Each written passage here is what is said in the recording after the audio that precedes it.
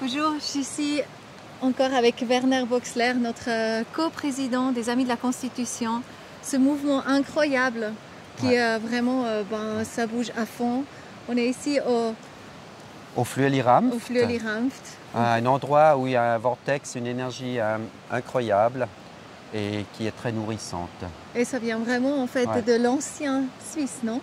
Tout à fait. Tu peux juste peut-être raconter un tout petit peu l'histoire de frère Nicolas? De frère Nicolas, volontiers. Donc il était paysan à la base, il a eu 10 enfants, il a vécu au XVe siècle et sans savoir écrire, il était analphabète en fait, c'était normal à l'époque, il est devenu juge, il est devenu aussi maire, il a donc eu vraiment des postes honorifiques. Malgré cela, à un moment donné, il a senti un appel de se retirer de sa famille avec ses 10 enfants. Et il a demandé à son épouse Dorothea, si elle était d'accord avec cet appel, de le libérer quelque part.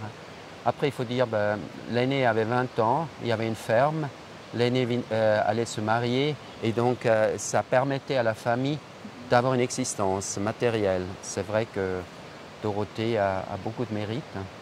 Et il est parti d'abord en direction de Bâle, où il était arrêté à Liestal par une voix, par quelque chose qui lui a dit non, c'est pas ça, il ne faut pas continuer vers l'Alsace.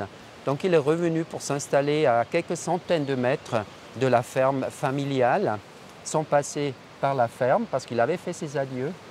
Et il s'est installé ici, dans cet ermitage, où il a en fait commencé un jeûne qui a duré 20 ans. Et quel était vraiment le travail de prédécesseur pour la Suisse en fait?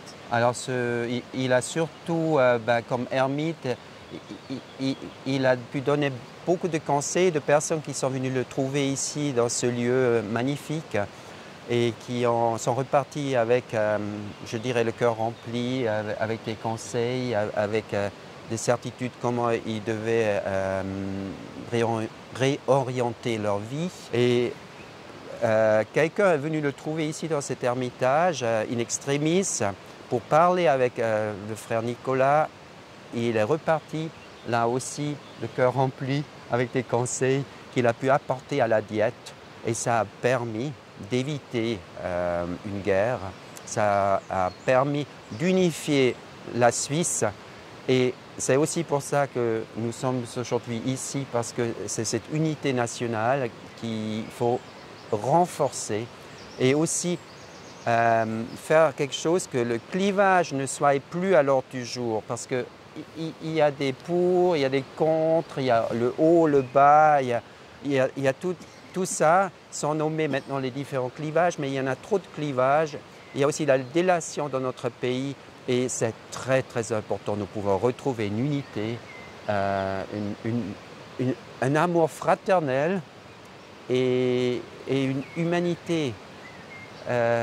Voilà, nous sommes tous des frères et des sœurs. Et comment nous pouvons, si nous avons tous un peu des opinions différentes, mais comment nous pouvons-nous retrouver cette unité?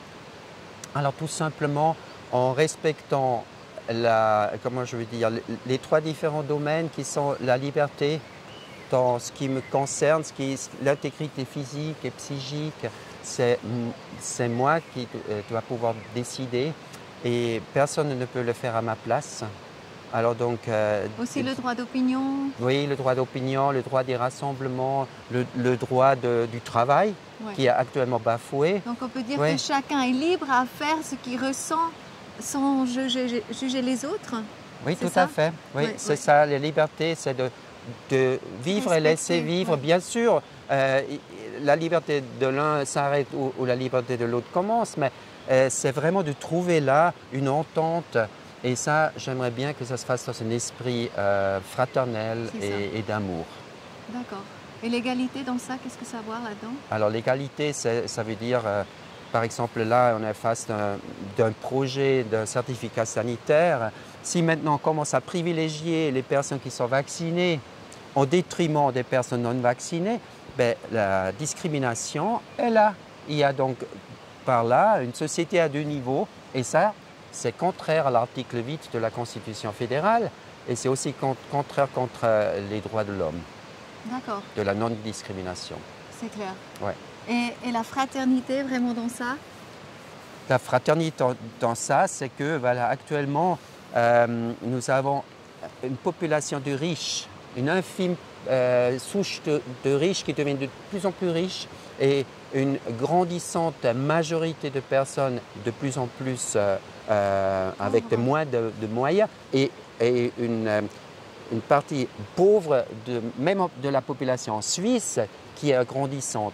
Et ça, donc, la solidarité, ça veut tout simplement dire, ce n'est pas des lois, ce n'est pas forcément l'État qui doit intervenir là-dedans, mais c'est de créer un cadre fraternel qui permet que chacun ait suffisamment pour vivre, pas venant de l'État, mais venant de l'économie.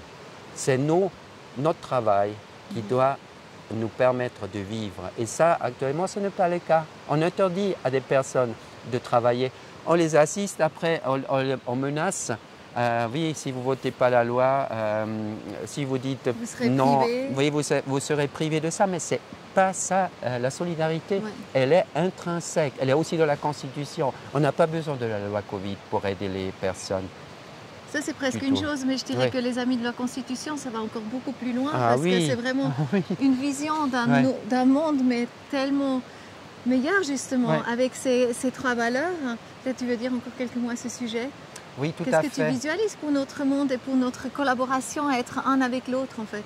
Tout à fait. Alors donc, je visualise un monde où effectivement le besoin des uns et des autres soit entendu et que nous puissions aussi les exprimer et que nous puissions en tant que société trouver les moyens pour répondre à ces besoins d'une manière, voilà, justement, dans l'écoute et d'une manière fraternelle. Ça m'intéresse aussi, Oui. parce qu'on n'est absolument pas écouté. Donc, Ouais. je sais qu'à l'Impercé, là, il y a en fait un rendez-vous à l'Arena, en Suisse allemande, Ouais. hein, dans une émission Ouais. très connue, avec Michael Bubendorf. Et c'est la première fois qu'il y a un vis-à-vis avec les Amis de la Constitution. Et à l'Impercé, c'est juste fou.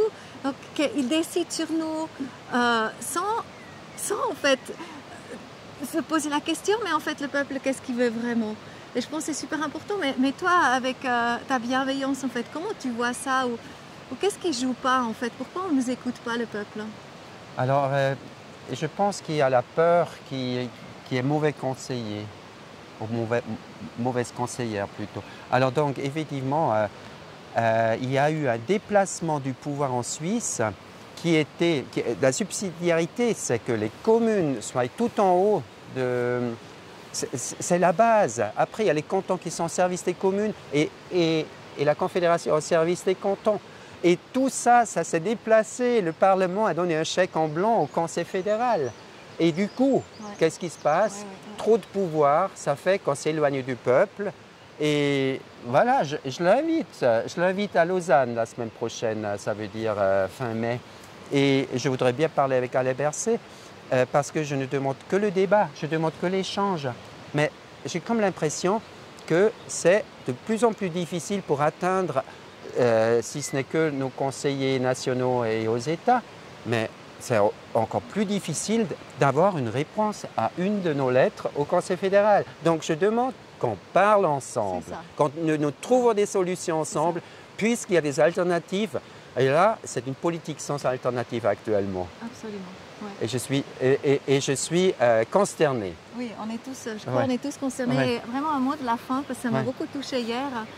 Un État avec l'absence de Dieu quelque part. Donc un gouvernement avec l'absence de Dieu, en fait, ça doit s'écrouler, ça ne peut pas continuer. C'est ce qu'on s'est dit hier. Est-ce que toi, tu as aussi quelques mots à partager par rapport à ça? Alors, moi, je dirais,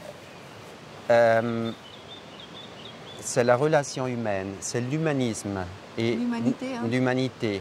Et le fait de se mettre soi-même comme un être, comme un acteur de la vie, qui a aussi sa part spirituelle. Ça, c'est pour moi le plus important à soigner, que nous puissions de nouveau nous trouver... Et à entretenir. Oui, c'est ça. Et nous rencontrer en tant qu'aide spirituelle, avec tous nos niveaux. Oui. nos Exactement. idées, notre cœur, notre amour, notre volonté. Et puis avec ça, on peut créer une société C'est ça. nouvelle, Ouais. proche de la terre et aussi en lien avec le ciel. Où on respecte vraiment l'autre. Ouais. Je te remercie de Ouais. tout cœur pour tout ce que tu fais. C'est extraordinaire le travail cette année. Vraiment, votons non à la loi Covid, c'est ultra urgent et important.